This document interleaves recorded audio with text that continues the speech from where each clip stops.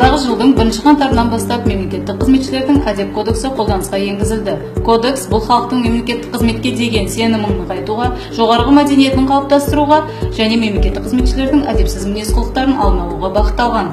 Кодекстің талаптарына тоқталсақ. Аталған кодекс аясында мемлекеттік қызметшілер адал, әділ, қарапайым болуға, азаматтармен және әріптестермен қарым-қатынаста сыпайылық пен әдептілік дамытуға, қабылдайтын шешімдерінің заңдылығын қамтамасыз етуге, мінез-құлқы мен қоғамдық сынға себепкер болмауға, шындыққа сәйкес келмейтін мәліметтерді таратпауға тиіс.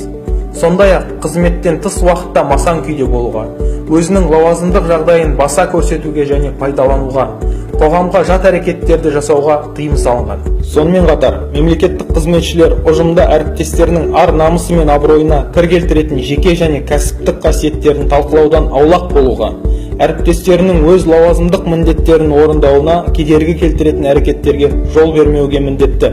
Ал қызметтегі басшылар өзінің мінез-құлқымен бейтараптық танытып, еңбекті, денсаулықты қорғауға, қызметшілердің тиімді қызмет ету үшін қауіпсіз және қажетті жағдайларды жасауға, олардың ар-намысы мен қадір-қасиетін кемсітпеуге, негізсіз айыптауларға, дөрекілік, әдепсіздік және орынсыз мінез-құлық фактілеріне жол бермеуге тиіс. Сонымен қатар, төмен тұрған лауазымды қызметшілер басшылардың тапсырмаларын орындау кезінде тек объективті және шынайы мәліметтерді ұсынуға, басшылыққа қатысты жеке берілгендікке, олардың қызметтік мүмкіндіктері есебінен пайда және артықшылықтар алуға ұмтылуға жол бермеу керек.